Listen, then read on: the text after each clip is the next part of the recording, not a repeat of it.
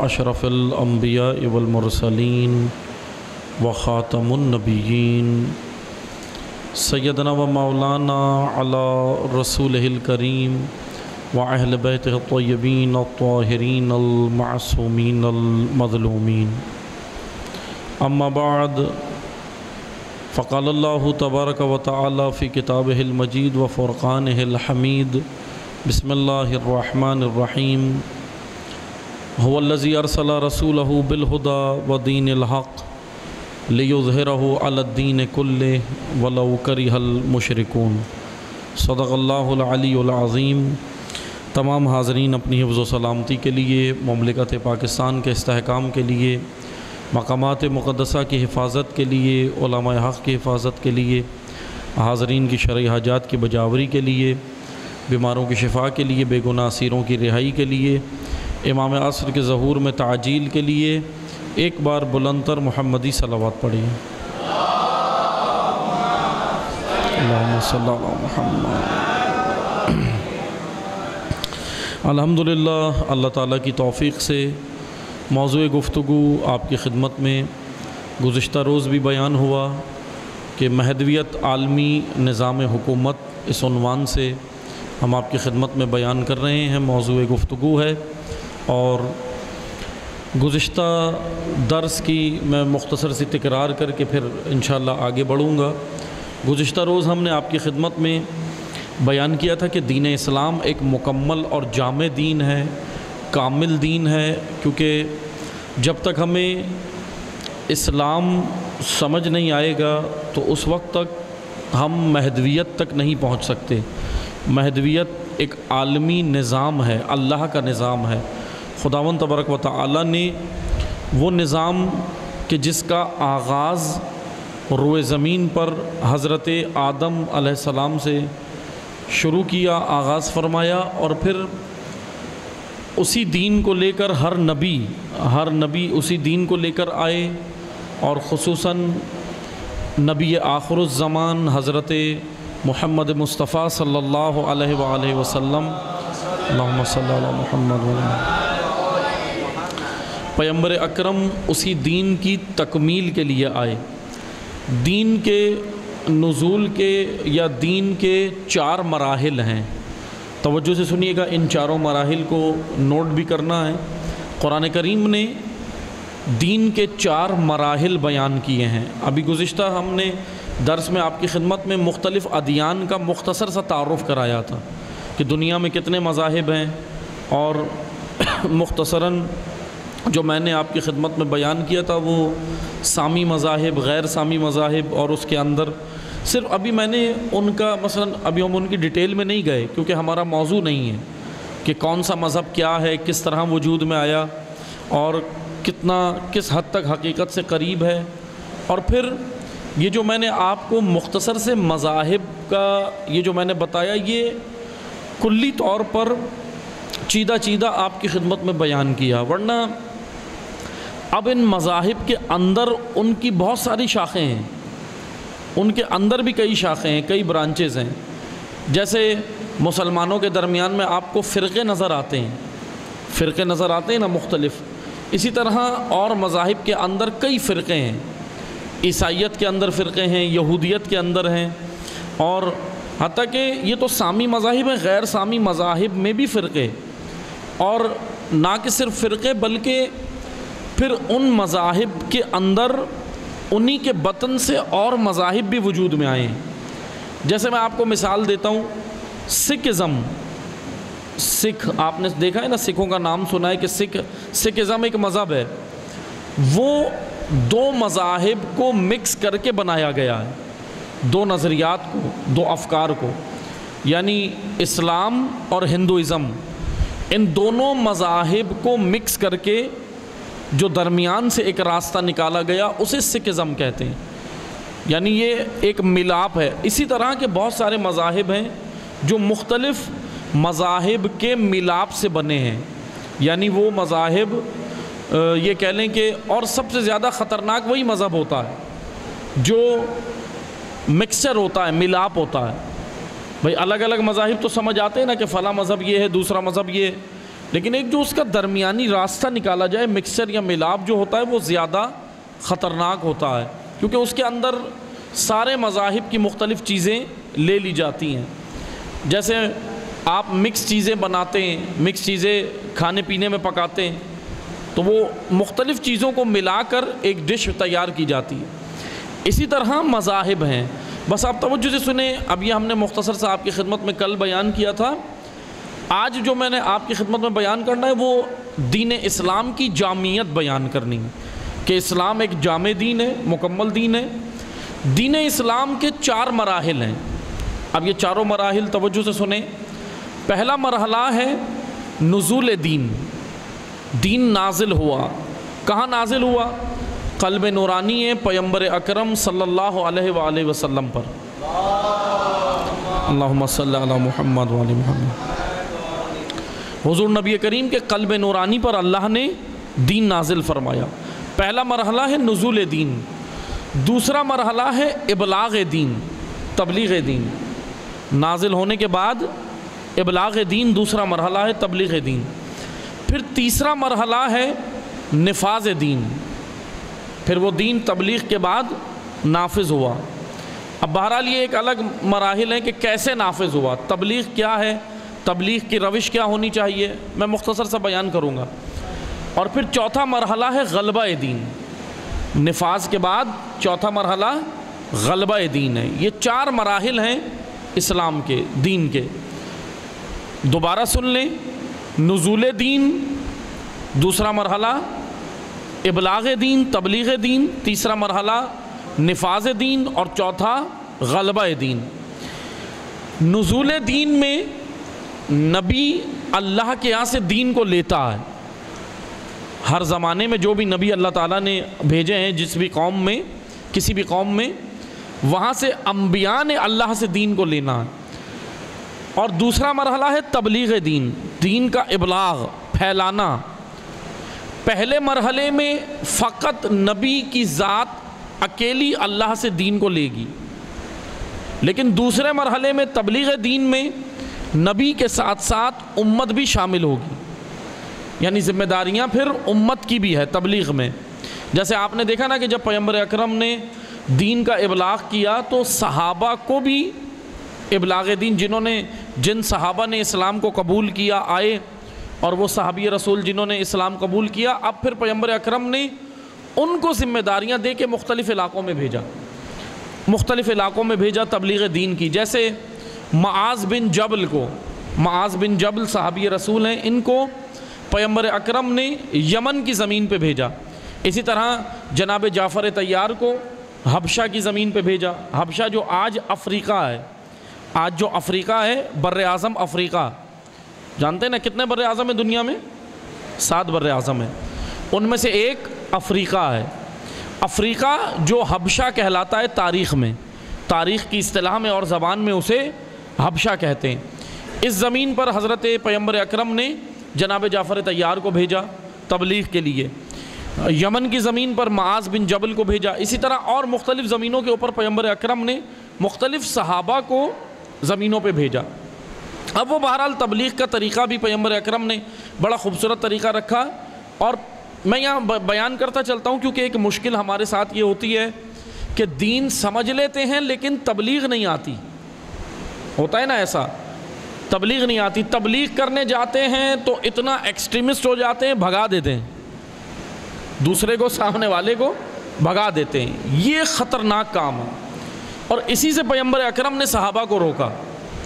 جناب معاذ بن جبل صحابی رسول ہیں، ان کو جب یمن بھیجا تو یمن جاتے ہوئے معاذ کو باقاعدہ پیغمبر اکرم نے واعظ و نصیحت کی، اور واعظ و نصیحت وہ صرف معاذ کو نہیں ہے، آج ہمیں بھی ہے کہ بھائی میں جیسے مثال کے طور پہ آپ اعتکاف کے اندر آئے ہیں، دین سمجھنے آئے ہیں، یہ دین سمجھنے کی جگہ ہے نا، اپنے آپ کو دیندار بنانے کی اور دین کو سمجھنے کی جگہ ہے، لیکن دیندار تو جب ہی بنائیں گے جب دین سمجھ آئے گا۔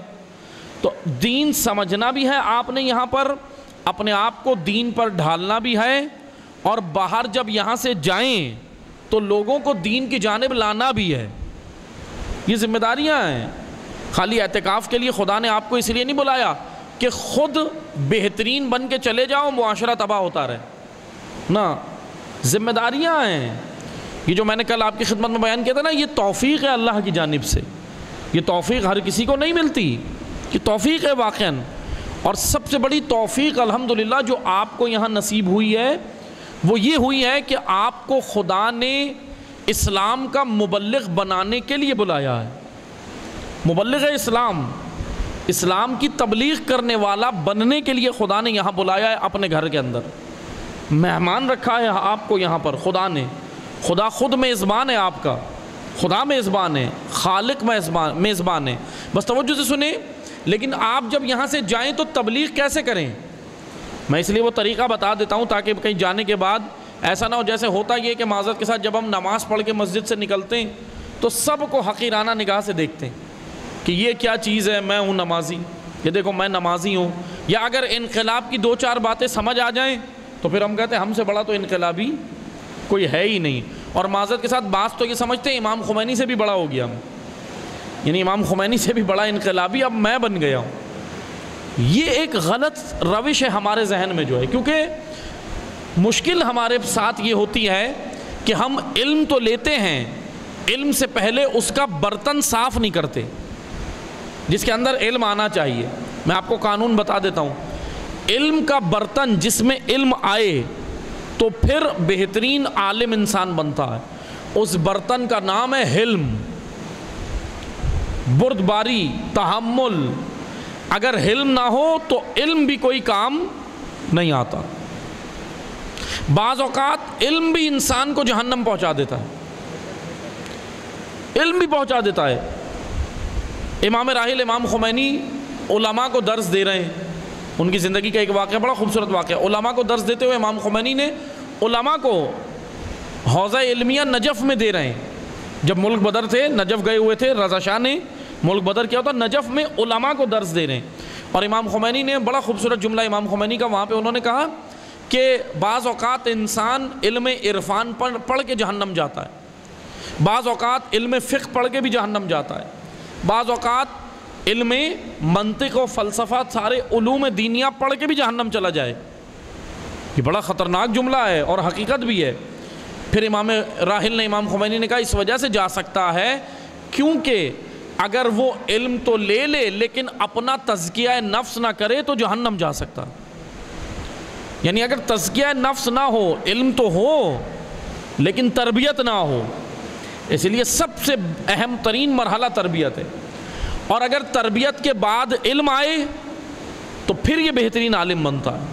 اور اسی تربیت کا نام حلم ہے. اسی تربیت سے حلم انسان کے اندر پیدا ہوتا ہے. اسی تزکیے سے، تزکیہ نفس سے حلم پیدا ہوتا ہے. بس عزیزان محترم توجہ سے سنیں. علم تو ہم لیں، ابھی آپ علم لینے آئے نا یہاں پہ، لیکن اپنے ظرف کو پہلے وسیع کریں اور وہ ہے حلم، تحمل. جیسے میں آپ کو ایک مثال دیتا ہوں. حضرت موسیٰ علیہ السلام گزر رہے تھے، ایک راستے سے گزر رہے تھے. موسیٰ کون ہے؟ حضرت موسیٰ علیہ السلام نبی خدا، کلیم اللہ نبی، جن کو اللہ نے یہ لقب دیا اللہ سے کلام کرنے والا نبی. کتنے اعلیٰ نبی ہیں حضرت موسیٰ علیہ السلام. یعنی ان کے بارے میں علماء یہ کہتے ہیں خدا کے لاڈلے نبی ہیں، خدا کے لاڈلے نبی ہیں حضرت موسیٰ علیہ السلام. حضرت موسیٰ گزر رہے تھے راستے سے. ایک جاہل تھا، عالم نہیں تھا، جاہل تھا. اپنے طور پر جتنا خدا کی معرفت تھی خدا کی حمد کر رہا تھا. حمد یعنی تعریف. حمد کسے کہتے ہیں؟ تعریف کو. اپنے طور پر جتنی اسے پتا تھا خدا کی حمد کر رہا تھا. اب یہ بیٹھا ہوا تھا خدا کی حمد کر رہا تھا. حضرت موسیٰ گزر رہے تھے اور یہ کہہ کیا رہا تھا؟ توجہ سے سنیں. یہ کہنے لگا اے خدا کاش کہ تو میرے پاس ہوتا، میں تیرے بالوں میں کنگھی کرتا، میں تیری زلفیں سنوارتا، میں تجھے نہلاتا. یہ حمد کر رہا تھا لیکن جاہل تھا بیچارہ، عالم نہیں تھا، جاہل تھا، حمد کر رہا تھا. حضرت موسیٰ علیہ السلام نے سنا، غصہ آ گیا. موسیٰ علیہ السلام نبی خدا، غصہ آ گیا. کہنے لگا بھائی یہ تو کیا کر رہا ہے؟ کہنے لگا کہ میں خدا کی حمد کر رہا ہوں. حضرت موسیٰ نے اس کو ڈانٹا، وہیں پہ تنبیہ کی. کہنے لگا تو خدا کی حمد کر رہا ہے، یہ حمد ہے؟ یہ تو شرک ہے. خدا کا تو کوئی بدن نہیں ہے، خدا کے تو کوئی زلفیں نہیں ہیں، بال نہیں ہیں. خدا تو پاکیزہ ہے وہ ذات، منزہ ہے وہ ذات بدن سے۔ حضرت موسیٰ نے اس کو اتنی تنبیہ کی، اتنا ڈانٹا، یہ خاموش ہو گیا، آنکھوں میں آنسو آ گئے۔ حضرت موسیٰ اس کو تنبیہ کر کے تھوڑا آگے بڑھے ہوں گے، خدا کی جانب سے پیغام آیا، وحی آئی کہ اے موسیٰ تم جو جس کو ڈانٹ کر آئے ہو، تنبیہ کر کر آئے ہو، وہ جاہل ہے، تمہاری طرح کا عالم نہیں ہے۔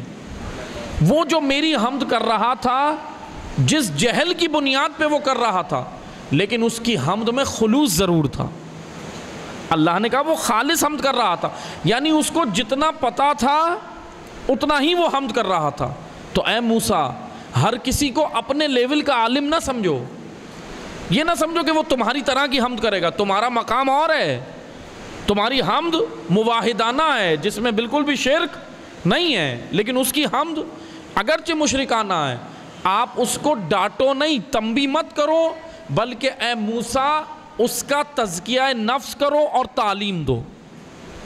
خدا نے حضرت موسیٰ کو یہ حکم دیا، یعنی میں اگر اور ٹرانسلیٹ کروں، خدا نے حضرت موسیٰ کو کہا اس کو اپ گریڈ کرو، اس کی فکری سطح کو اپ گریڈ کرو، اس کو دور مت بھگاؤ، دور مت بھگا دو، اپ گریڈ کرو، اس کو قریب لاؤ۔ یعنی حضرت موسیٰ کو اللہ نے حلم کا درس دیا کہ اپنے وجود میں حلم رکھو۔ حلم یعنی برداشت، تحمل، اور معذرت کے ساتھ یہی نہیں ہے آج ہمارے معاشرے میں۔ آپ بتائیں مجھے، برداشت ہے، تحمل ہے؟ آپس میں ہم کن باتوں پہ لڑ رہے ہوتے ہیں، اتنی چھوٹی چھوٹی باتیں جو درگزر کر دیں جن کو، لیکن ان پر ہم بحث و مباحثہ کر رہے ہوتے ہیں، ان پر لڑ رہے ہوتے ہیں۔ بس توجہ سے سنیں، تبلیغ کی ہم بات کر رہے ہیں۔ دوسرا مرحلہ دین کا کیا ہے؟ ابلاغ دین۔ تبلیغ کے لیے جب پیغمبر اکرم نے اپنے صحابہ کو بھیجا تو پہلے ان کو تیار کیا، پہلے ان کے اندر حلم پیدا کیا، ایسے ہی نہیں بھیج دیا۔ اسی لیے انقلاب سیکھیں، مہدویت سیکھیں، دین سیکھیں، لیکن پہلے اپنے اندر حلم پیدا کریں، حلم پیدا کریں۔ باہر جا کے لوگوں کو ڈانٹنا نہیں ہے، باہر جا کے لوگوں کو جاہل نہیں سمجھنا کہ یہ کیا ہے، میں تو 3 دن جو اعتکاف میں سیکھ کے آیا ہوں یہ تو بالکل ہی نکما ہے میرے سامنے۔ اگر یہ ذرہ برابر عجب، خود پسندی اور غرور آ گیا، ساری عبادت ضائع ہو جاتی۔ یہ غرور اگر تکبر آ گیا نا دل میں ہمارے، عبادت ضائع ہو جائے گی، اس لیے غرور نہیں آنا چاہیے۔ بس توجہ سے سنیں، جب معاذ کو بھیجا پیغمبر اکرم نے تو کہا یا معاذ بشر ولا تنفر۔ یا معاذ، توجہ سے سنیں، بشر ولا تنفر، اے معاذ لوگوں کو بشارت دینا، نفرت پیدا نہیں کرنا۔ یا معاذ یسر ولا یؤثر، آسان کر کے دین پیش کرنا، مشکل نہیں کرنا۔ یعنی دین کو آسان کر کے پیش کرو، مشکل مت بناؤ دین کو۔ معذرت کے ساتھ دین تو آسان ہی نازل ہوا، مشکل کس نے بنایا؟ شاید مولویوں نے ہی بنا دیا، اتنا مشکل بنا دیا آج ہمیں بھی سمجھ نہیں آتا۔ ہم کہتے ہیں نا کہ یہ دین اتنا مشکل ہے، دین اتنا مشکل۔ دین مشکل نہیں ہے، جوانان عزیز یاد رکھیں، دین مشکل نہیں ہے، آسان ہے، بس اس کے لیے دل آمادہ ہو تو پھر سمجھ آتا ہے۔ صرف آمادگی کی ضرورت ہے، ورنہ دین کوئی مشکل نہیں ہے۔ پیغمبر اکرم کہہ رہے ہیں یسر ولا یؤثر، یسر یسرنا القرآن، یعنی قرآن آسان ہے۔ قرآن کہہ رہا ہے وَلَقَدْ يَسَّرْنَا الْقُرْآنَ، یہ تو آسان کتاب ہے، دین تو آسان ہے۔ پھر مشکل کس نے بنایا؟ مشکل فرقوں نے بنایا ہے، مشکل فرقے بنانے والے فرقوں کے بانیوں نے بنایا ہے۔ لڑ رہے ہیں نا آج فرقے بنا کے ہم آپس میں۔ اسلام تو مشکل نہیں ہے، اسلام بہت آسان ہے، دین بہت خوبصورت دین ہے، لیکن مشکل بعض شخصیات نے اس کو مشکل بنا دیا، حالانکہ یہ مشکل نہیں ہے۔ بس توجہ سے سنیں، تبلیغ کی ایک روش یہ ہے کہ خوبصورت انداز سے سمجھائیں، خوبصورت انداز سے۔ جیسے انبیاء کے بارے میں ہے نا، انبیاء کیا کرنے آئے ہیں؟ نبی کیا ہیں؟ بشیر و نذیر۔ بشیر اور نذیر، یہ دونوں جملے لکھ لیں، میں اس کی وضاحت کرتا ہوں۔ بشیر اور نذیر، بشیر کہتے ہیں بشارت دینے والے کو، بشیر کہتے ہیں بشارت دینے والے کو، اور نذیر کہتے ہیں خطروں سے آگاہی دینے والے کو، خطروں سے آگاہ کرنے والا۔ پیغمبر اکرم ہو یا تمام انبیاء ہوں، تمام کے تمام نبی بشیر و نذیر ہیں۔ بشارت اور نذارت دونوں نبی کے وجود میں ضروری ہے، دونوں نبی کے وجود میں ضروری ہے، جبھی تو تبلیغ دین ہوگی۔ اسلام اتنا آسان ہے، میں اس وجہ سے آج یہ اسلام کی زیادہ وضاحت کر رہا ہوں تاکہ پھر ہمارے لیے مہدویت سمجھنا آسان ہو جائے۔ یہ ساری میں تمہید باندھ رہا ہوں، توجہ سے سنیں۔ مثلا میں آپ کو ایک مثال دیتا ہوں، جیسے ہمارے ذہن میں یہ ہے کہ اسلام تلوار سے پھیلا ہے نا، یہ ہمارے ذہن میں بعض اس کی تفسیر کرتے ہیں کہ اسلام تلوار سے پھیلا۔ اسلام تلوار سے نہیں پھیلا۔ جب ہم کہتے ہیں نا اسلام تلوار سے پھیلا تو دوسرے لوگ الزام لگاتے ہیں کہ یہ تو متشدد لوگوں کا دین ہے، یہ تو شدت پسندوں کا دین ہے۔ اسلام تلوار سے پھیلا نہیں ہے، پھیلا اخلاق رسول سے ہے، لیکن تلوار دفاع اسلام کے لیے اٹھی ہے، اسلام کے دفاع کے لیے اٹھی ہے۔ یعنی وہ سازشیں جو اسلام کے بارے میں کی جاتی تھیں ان کو روکنے کے لیے تلوار اٹھائی جاتی تھی، ورنہ تلوار اسلام پھیلانے کے لیے نہیں اٹھی۔ اسلام پھیلا پیغمبر اکرم کے اخلاق سے ہے۔ اب توجہ سے سنیں، میں نے آپ کو سمجھانا ہے بشیر و نذیر، اور یہی بشارت و نذارت آج ہم سب کے اندر ہونی چاہیے، مبلغین میں ہونی چاہیے، تبھی تو ہم مہدویت کو سمجھ کر اس کی تبلیغ کریں گے۔ یعنی ہمارے اندر کیا ہونا چاہیے؟ بشارت و نذارت۔ بس توجہ سے سنیں، اسلام کیونکہ جامع اور کامل دین ہے اور انبیاء جو آئے ہیں وہ بشیر و نذیر ہیں۔ بشیر کس کو کہتے ہیں؟ الفاظ لکھ لیا آپ نے، میں ٹھہر کر اس لیے پڑھ رہا ہوں تاکہ آسانی سے سمجھ آئے۔ بشیر کسے کہتے ہیں؟ بشارت دینے والے کو، اور نذیر نذارت کرنے والا، ڈرانے والا۔ بھائی یہ دو کاموں کی ضرورت کیوں پڑی؟ صرف خدا بشیر بناتا، نذیر کیوں بنایا؟ سوال یہ بنتا ہے کہ خدا خالی انبیاء کو بشیر بناتا، نذارت کی ضرورت کیا پڑی؟ نذیر کہتے ہیں ڈرانے والا، اور بشیر کہتے ہیں بشارت کہتے ہیں خوشخبری کو، خوشخبری دینے والا۔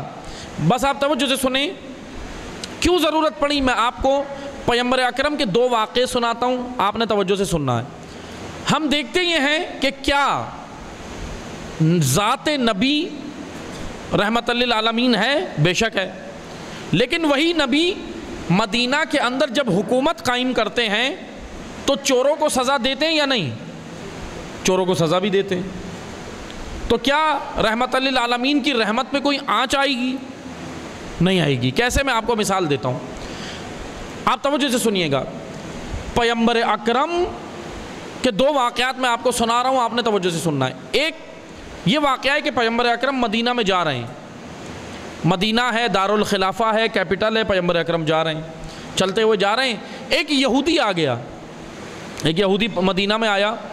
حضور کا اپنا شہر ہے اور پیغمبر اکرم کی حکومت بھی قائم ہے، یعنی حاکم وقت بھی ہیں پیغمبر اکرم۔ مدینہ کے اندر جا رہے ہیں، ایک یہودی آ گیا۔ یہودی نے آ کر پیغمبر اکرم سے کہا کہ میرا قرضہ واپس لوٹائیں۔ اب پیغمبر اکرم نے اس کو کہا کہ بھائی میں نے تو آپ سے کوئی قرض نہیں لیا۔ اس کو مغالطہ ہوا تھا پیغمبر اکرم کے بارے میں، یہ بضد ہو گیا، کہنے لگا کہ نہ میرا قرضہ واپس لوٹائیں آپ نے جو لیا تھا۔ حضور نے کہا کہ نہ بھائی آپ کو غلط فہمی ہوئی ہے، جو قرضہ تھا وہ لوٹا چکا ہوں، جو پہلے ان سے کبھی لیا ہو۔ پیغمبر اکرم نے کہا وہ قرضہ تو میں نے لوٹا دیا۔ کہنے لگا کہ نہیں آپ نے نہیں لوٹایا، اور یہ اس کو مغالطہ ہوا تھا، اس کو غلط فہمی ہوئی تھی۔ بہرحال اس کی جرت اتنی ہوئی کہ پیغمبر اکرم جب اس سے بات چیت کر رہے تھے، پیغمبر اکرم کے دوش پہ ردا تھی، جیسے یہ ابا ہے نا، ابا اس طرح کی ایک ردا تھی جو دوش پر، کاندھے پر تھی۔ اس نے کیا کیا؟ اب آپ پیغمبر اکرم کا اخلاق دیکھیں، اخلاق اس نے کیا کیا؟ پیغمبر اکرم کی ردا کو زور سے پکڑ لیا۔ مدینہ میں حاکم امت، حاکم مسلمانوں کے حاکم کا، مسلمانوں کے ولی کا، مسلمانوں کے رہبر و امام و نبی کا اس نے اتنی جرت کی کہ انہی کے شہر میں، انہی کے کیپٹل میں، انہی کے علاقے میں، انہی کے دارالخلافہ میں پیغمبر اکرم کی ردا زور سے پکڑی۔ روایات میں ہے اتنی زور سے پکڑی کہ حضور کی گردن مبارک پر لال نشان پڑ گیا، اتنی سختی سے اس نے پکڑی۔ لیکن پیغمبر اکرم کے ماتھے پہ بل بھی نہیں آیا، حضور کے ماتھے پہ کوئی بل نہیں آیا، کوئی غصہ نہیں آیا۔ صحابہ دوڑے، جن صحابہ نے جب یہ منظر دیکھا نا، صحابہ بھاگے، صحابہ دوڑے پیغمبر اکرم کی طرف۔ صحابہ نے چاہا کہ ہم اس کو ماریں، پکڑ کے اس نے گستاخی کی ہے پیغمبر اکرم کی شان میں۔ صحابہ نے کہا کہ ہم اس کو ماریں، ادھر پیغمبر اکرم نے روک دیا سب کو اور کہا کہ نہ، اس کو مطمئن ہونے دو۔ پیغمبر اکرم نے روکا اور کہا اس کو مطمئن ہونے دو۔ اب آپ اندازہ کریں پیغمبر کے اس اخلاق کو دیکھ کر ساری طاقت قدرت ہونے کے باوجود پیغمبر اکرم نے اس کو کوئی سزا نہیں دی، کچھ بھی نہیں کہا، بلکہ صحابہ کو بھی روک دیا۔ ساری طاقت قدرت ہونے کے بعد بھی پیغمبر نے کچھ نہیں کہا، اور حضور کا اخلاق دیکھ کر اسی وقت یہ یہودی نے کلمہ پڑھا اور مسلمان ہو گیا، پیغمبر اکرم کا اخلاق دیکھ کر۔ اب یہ ایک واقعہ تھا، توجہ سے سنیں، ایک واقعہ تھا آپ نے سن لیا، اب میں دوسرا واقعہ سنا رہا ہوں، پھر ان دونوں واقعے کی مماثلت بتاؤں گا۔ ایک واقعہ یہ اپنے ذہن میں رکھیں، یہ ہے اخلاق رسول کا واقعہ۔ دوسرا واقعہ یہ ہے کہ مدینہ میں ایک عورت نے چوری کی، بڑے خاندان سے تھی، پیغمبر اکرم کے یعنی جیسے بڑے خاندان ہوتے ہیں نا، نامور بڑی بڑی شخصیات ہوتی ہیں، ان کے خاندان ہوتے ہیں۔ اب ان کے خاندان کی ایک عورت نے چوری کی، اب رسول اللہ نے حکم دیا اس کا ہاتھ کاٹ دو، شریعت کی جو حدیں تھیں وہ جاری کی، شرعی حد جاری کی کہ اس کا ہاتھ کاٹ دو۔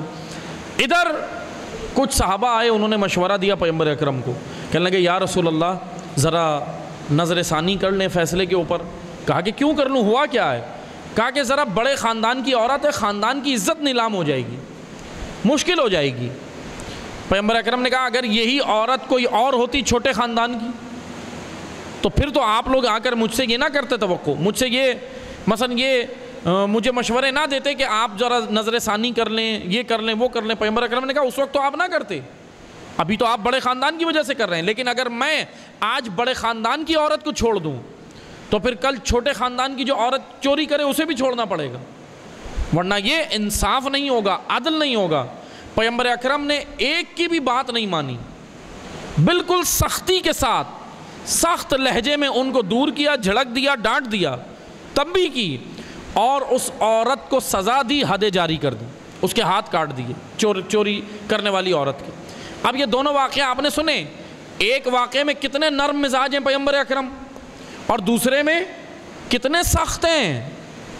یہی ہے اعتدال، یہی اعتدال۔ جب ذات نبی کی بات ہو تو نبی بہت نرم ہے، بہت نرم ہے، اخلاق پیغمبر اکرم کا بہت اعلیٰ ہے، لیکن جب اللہ کے قانون کو توڑنے کی بات ہو تو یہی نبی دنیا کا سخت ترین انسان ہوتا ہے۔ خدا نے نبی کے وجود میں یہ دونوں کوالٹیز رکھی ہیں، یہ دونوں صفات رکھی ہیں۔ اگر آپ پیغمبر اکرم کی ذات سے تعلق رکھیں تو رحمت للعالمین ہیں، لیکن اگر آپ اللہ کی حدوں کو توڑیں گے، قانون توڑیں گے، تو یہی رحمت للعالمین آپ کو سزا بھی دے گا، حدیں جاری کر دے گا، اور کوئی نرمی پیغمبر اکرم نہیں رکھیں گے۔ اسی لیے اللہ نے ان کے وجود میں دو صفات رکھی، بشارت اور نذارت۔ میں آپ کو بشارت اور نذارت اور سادہ کر کے سمجھاتا ہوں مثال کے ذریعے سے۔ مثال کے ذریعے سے آپ نے دیکھا ہے بکریوں کا ریوڑ، گاؤں دیہاتوں میں دیکھا ہوگا، ابھی شہروں میں تو نہیں ہوتا، بکریوں کا ریوڑ جا رہا ہوتا ہے، ایک آگے آگے چل رہا ہوتا ہے بکریوں کا ریوڑ، اس کے پیچھے جا رہا ہوتا ہے، جو چرواہا ہوتا ہے، جو ریوڑ کا چرواہا ہوتا ہے، بکریوں کو چرا رہا ہوتا ہے، ایک آگے آگے چل رہا ہوتا ہے، پھر بیچ میں سارا ریوڑ ہوتا ہے، اور ایک پیچھے ہوتا ہے جو ڈنڈے سے ہنکاتا ہے، جو بکریوں کو ڈنڈا پیچھے، اس کے پیچھے والے کے ہاتھ میں ڈنڈا ہوتا ہے۔ کیوں ڈنڈا ہوتا ہے؟ کیونکہ وہ بکریوں کو ہنکاتا ہے۔ ایک ہوتا ہے قائد، ایک ہوتا ہے سائق۔ یہ توجہ سے سنیں، دونوں چیزیں لکھ لیں، قائد اور سائق۔ قائد وہ ہوتا ہے جو ان بکریوں کے ریوڑ کو آگے سے کھینچتا ہے، منزل کی جانب، مقصد کی جانب لے جانے کے لیے آگے بلاتا ہے، اور سائق وہ ہوتا ہے جو پیچھے سے ڈنڈے سے دھکیلتا ہے۔ جو قائد کی بات مانے وہ تو چل پڑتا ہے، لیکن جو قائد کی بات نہیں مانتا پھر سائق پیچھے سے ڈنڈے سے اس کو ہنکاتا ہے۔ قائد اور سائق یعنی دو صفات ہو گئیں، قیادت اور سیاقت۔ قیادت اور سیاقت، یہاں تک بات کلیئر ہوئی تو میں آگے بڑھتا ہوں۔ الحمدللہ کلیئر ہو گئی، قیادت اور سیاقت۔ قائد کون ہوتا ہے؟ جو آگے منزل تک آپ کو لے کر جا رہا ہے، اور سائق کون ہوتا ہے؟ جو پیچھے سے دھکیل رہا ہے۔ اب توجہ سے سنیں، خدا نے، اب یہ مثال ہے، اب مطلب کی جانب آئیں۔ خدا نے پیغمبر اکرم کو بشیر و نذیر بنایا۔ بشیر اس لیے ہیں کہ آگے سے امت کو کھینچنا ہے، مقصد یاد دلانا ہے، خدا تک لے کے جانا ہے، مقصد کی جانب انسانوں کو لے کے جانا ہے، اس لیے قائد ہیں، اس لیے بشارت کر رہے ہیں۔ اور حضور سائق بھی ہیں، قائد بھی ہیں اور سائق بھی ہیں، پیچھے سے دھکیلیں گے بھی، جو نہیں چلے گا اس کو دھکیلنا بھی ہے۔ کہاں دھکیلنا ہے؟ منزل کی جانب۔ اسی لیے بشیر وہ ہے جو آگے سے کھینچے اور نذیر وہ ہے جو پیچھے سے دھکیلے۔ یہ دونوں صفات پیغمبر اکرم کے اندر کیوں رکھی خدا نے؟ تاکہ وہ قیادت بھی کریں اور سیاقت بھی کریں۔ بس توجہ سے سنیں، انذار ضروری ہے۔ آپ اسی لیے نہج البلاغہ میں امیر المومنین نے کیا کہا؟ عالم ربانی، عالم حقیقی وہ ہے جو لوگوں کو خدا سے بالکل دور بھی نہ کر دے، اور جو یعنی کوئی ایسی گفتگو بھی نہ کرے کہ جس سے لوگ نا امید ہو کے بھاگ جائیں۔ ایسی گفتگو بھی نہ کرے عالم، اور ایسی بھی نہ کرے کہ بالکل امید دلا دے کہ عمل ہی نہ کرو جنت تمہاری۔ نہ بالکل پر امید کر دے اور نہ بالکل نا امید کر دے، جو بالکل آپ کو پر امید کر کے بٹھا دے کہ کوئی عمل نہیں کرنا بس جنت پہنچ گئے۔ امیر المومنین کہہ رہے ہیں یہ بھی عالم حقیقی نہیں ہے۔ اور جو بالکل نا امید کر دے کہ ارے ہم تو جا ہی نہیں سکتے، اب ہمارے ساتھ تو یہ ہو گیا، امیر المومنین نے کہا یہ بھی عالم حقیقی نہیں ہے۔ عالم حقیقی کون ہے؟ جو آپ کو اعتدال میں رہے، جو بشارت بھی کرے اور نظارت بھی کرے۔ اسی لیے آپ جب مبلغ بنے، اسلام کے مبلغ بنے، تو بشیر و نذیر بنے۔ لوگوں کو ہنکانا ہے، خوف خدا سے ڈرانا ہے، عذاب الہی سے بھی ڈرانا ہے، معاشرے کے خطروں سے بھی ڈرانا ہے، لیکن ایسا متنفر نہیں کرنا کہ بھاگ جائیں، بلکہ ہنکا کر آگے لے کر جانا ہے۔ یہ کوالٹی ہونی چاہیے مبلغ کے اندر، یہ صفت ہونی چاہیے مبلغ کے اندر۔ اسی لیے پیغمبر اکرم نے معاذ کو کیا کہا؟ بشر ولا تنفر، بشارت کرنا، تنفر نفرت سے ہے، نفرت، متنفر نہیں کر دینا لوگوں کو۔ اب میں آپ کو ایک اور مثال دیتا ہوں، تنفر کیا ہوتا ہے۔ 3 جملے سن لیں، یہ تینوں جملے لکھ لیں۔ بشر بشارت سے، دوسرا جملہ انذار نظارت سے، اور تیسرا تنفر نفرت سے۔ ان تینوں جملوں کی میں وضاحت کر کے جلدی آگے بڑھ رہا ہوں، وقت کم ہے، توجہ سے سنیں۔ بشر، انذار، اور تیسرا تنفر۔ بشر بشارت کرنا، آگے لے جانا، اس کا میں معنی کر چکا ہوں۔ انذار نظارت کرنا، پیچھے سے دھکیلنا۔ قائد اور سائق، قیادت اور سیاقت، یہ کام کرنا۔ لیکن یہ تنفر کیا ہے؟ تنفر انذار کے بجائے نفرت پیدا کر دینا کہ انسان اکتا کے بھاگ جائے، دین ہی چھوڑ دے۔ جیسے ہوتا ہے نا، بعض اوقات ہم جب لوگوں کو دیندار بنانے جاتے ہیں تو اتنا اس کے اوپر بوجھ ڈالتے ہیں کہ وہ پھر دین ہی چھوڑ دیتا ہے۔ میں آپ کو ایک مثال دیتا ہوں۔ بکریوں کا ریوڑ جب آگے جا رہا ہے، وہی مثال دوبارہ سنیں، بکریوں کا ریوڑ آگے جاتا ہے تو ایک آگے چل کر بکریوں کو کھینچ رہا ہوتا ہے مقصد کی جانب، دوسرا پیچھے سے ڈنڈے سے ہنکاتا ہے۔ لیکن ایک عمل اور ہوتا ہے، کبھی کبھی ایک عمل یہ ہوتا ہے کہ کچھ شریر لوگ، شیطان شریر لوگ جو شرارت کرتے ہیں، وہ باجے لاتے ہیں، باجے سمجھتے ہیں نا، باجے لا کے بکریوں کے پیچھے زور سے بجاتے ہیں۔ اس سے کیا ہوتا ہے؟ وہ جانور ہنہناتا ہے، وہ جانور گھبراتا ہے، آگے جو مالک ہوتا ہے نا اس سے اپنی رکاب چھڑاتا ہے۔ جب پریشان ہو جاتا ہے، گھبراتا ہے، تو مالک سے اس آوازوں سے، ان خطرناک آوازوں سے، پریشان کرنے والی آوازوں سے گھبراتا ہے یہ جانور، اپنی گردن اٹھاتا ہے، پیچھے ہوتا ہے۔ یا گھوڑے کی مثال لے لیں، گھوڑا اگر مالک آگے سے، مالک اس کا لگام گھوڑے کو لے کر چل رہا ہو، پیچھے سے کوئی ہنکا بھی رہا ہو، قیادت اور سیاقت گھوڑے کی ہو رہی ہے، لیکن آپ جا کے زور سے گھوڑے کے پاس باجا بجا دیں، اچھے بھلے چلتے ہوئے جانور کے درمیان میں، تو جانور کیا ہوگا؟ پریشان ہو جائے گا، گھبرا جائے گا، ڈر جائے گا آواز سے. کیا ہوگا؟ پھر ایک دم پیچھے ہوگا، اپنا مہرا، اپنی رکاب مالک سے چھڑائے گا، ٹانگیں اوپر کرے گا، آواز نکالے گا، ہنہنائے گا، اور پھر مالک سے رسی چھڑا کے بھاگ جائے گا. اس سارے عمل کو کہتے ہیں تنفر. اس عمل کو کہتے ہیں تنفر. قیادت وہ عمل ہے جو بشر ہو رہی ہے، بشارت آگے لے جانا، انذار پیچھے سے دھکیلنا، اور تنفر درمیان سے بھگا دینا. اب یہ فرق نظر آیا؟ انذار اور تنفر میں فرق ہے. بشر خوبصورت گفتگو کرنے والا، اخلاق سے گفتگو کرنے والا، لوگوں کو سمجھانے والا. انذار عذاب الہی سے اور خطروں سے، دنیا کے خطروں سے آگاہ کر کر ڈرانے والا، آگے لے جانے والا. لیکن آپ بشر اور منذر، انذار، یہ دونوں کریں لیکن متنفر نہ کریں. اکثر ہوتا یہ ہے کہ جب کوئی انقلاب سے لوگوں کو جوڑیں، ہم انقلاب کی بات کریں، انقلابی بنائیں، دیندار بنائیں، دین کی باتیں کریں، تو بیچ میں ایسا شدت پسند گروہ آتا ہے. شدت پسند گروہ اپنے اوپر انقلاب کا لیبل اوڑھ کر آتا ہے، اپنے اوپر دین کا لیبل اوڑھ کر آتا ہے. یہ کوئی باہر کے نہیں ہوتے، انقلابی بن کر ہی آتے ہیں، لیبل دین کا ہی اوڑھ کر آتے ہیں. لیکن ان کا کام کیا ہوتا ہے؟ ایسی آوازیں نکالنا، ایسا متنفر کرنا لوگوں کو کہ لوگ دین اور انقلاب چھوڑ کر ہی بھاگ جائیں. اور کیا آپ مجھے بتائیں ہمارے معاشرے میں یہ کام ہوا یا نہیں ہوا؟ یہی کام ہوا. انقلاب کی وضاحت نہیں ہوئی، دین کی تبیین، دین کھلا نہیں، دین کی وضاحت نہیں ہوئی. اور پھر کیا ہوا؟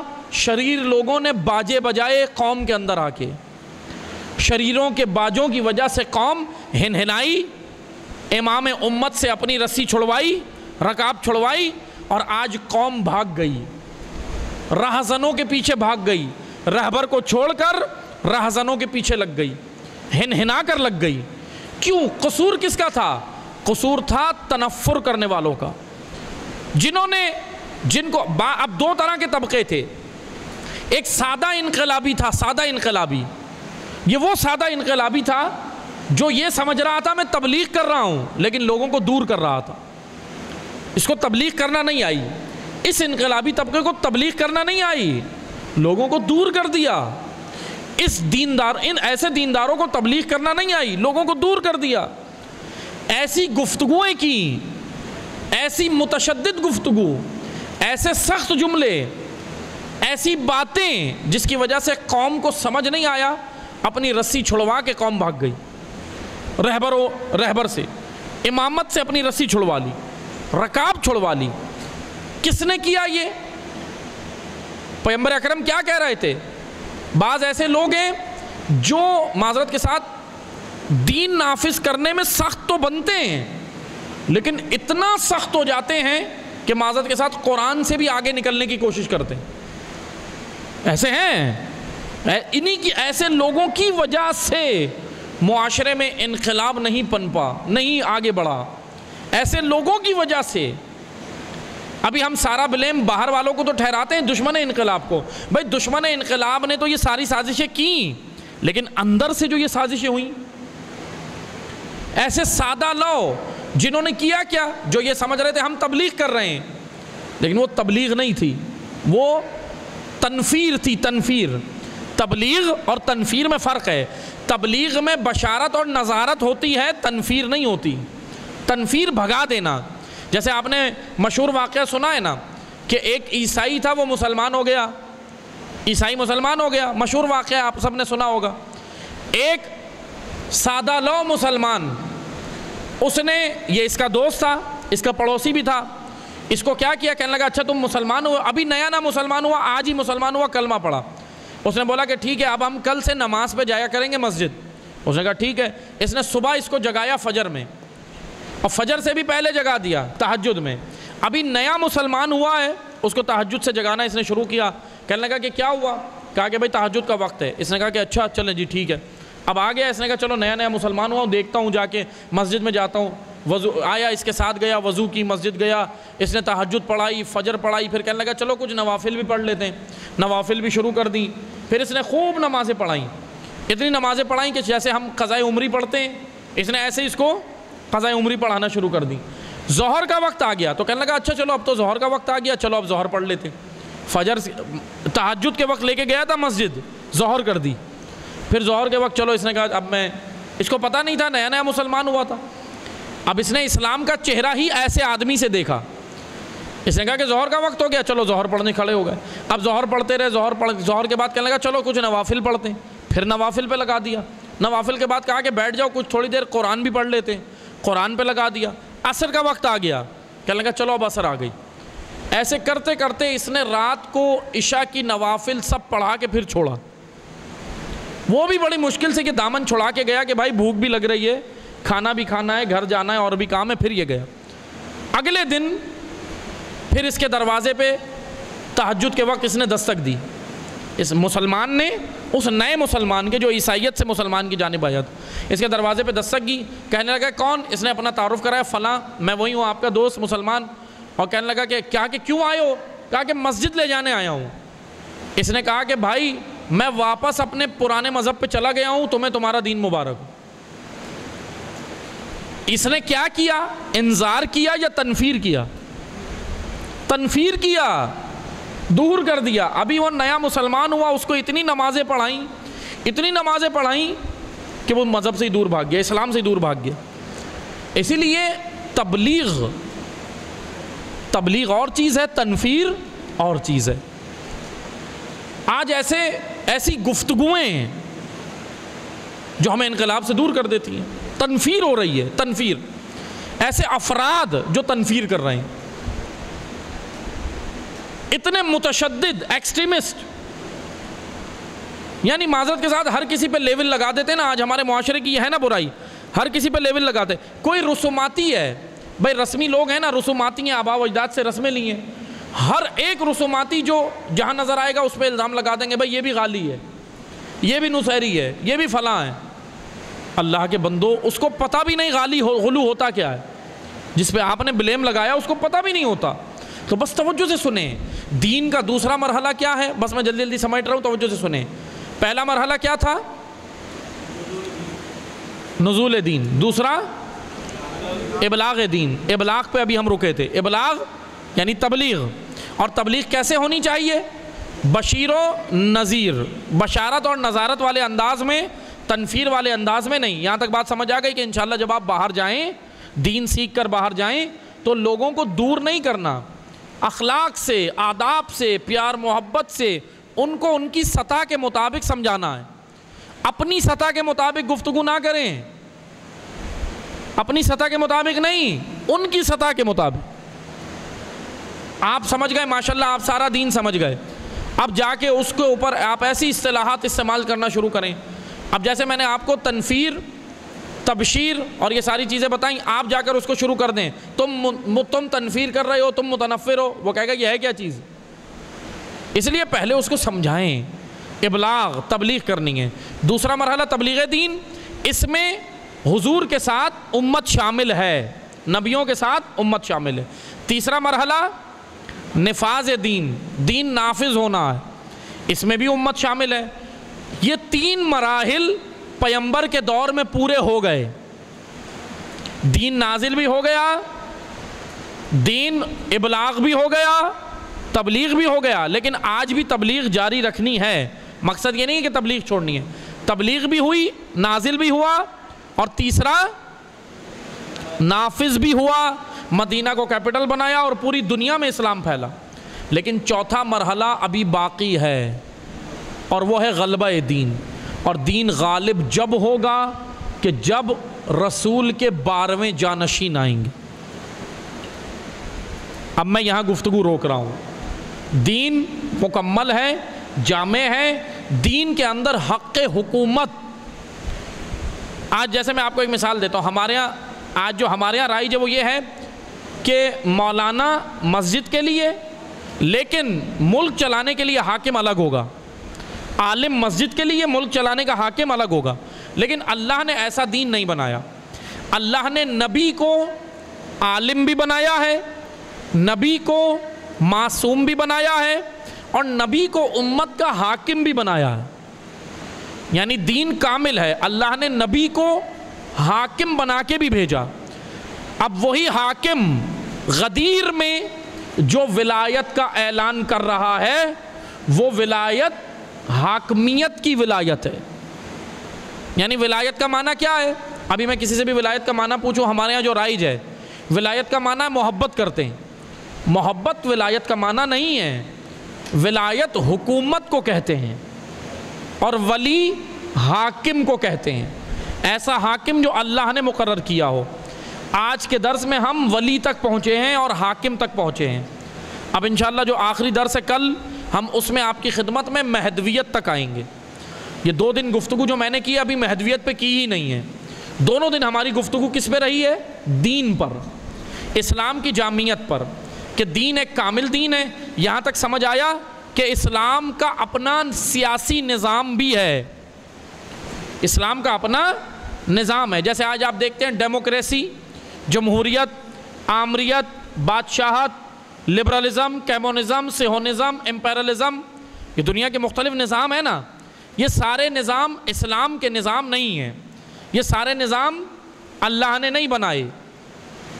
میں 2 جملوں میں آپ کو بیان کرتا ہوں۔ وہ نظام جو امریکہ نے بنایا اس کو امپیرلزم کہتے ہیں، وہ نظام جو رشیا نے بنایا اس کو کمیونزم کہتے ہیں، وہ نظام جو برطانیہ نے بنایا اس کو ڈکٹیٹرشپ کہتے ہیں، وہ نظام جو فرانس نے بنایا اس کو ڈیموکریسی کہتے ہیں، وہ نظام جو اسرائیل نے بنایا اسے زیونزم کہتے ہیں، اور وہ نظام جو اللہ نے بنایا اسے ولایت کہتے ہیں۔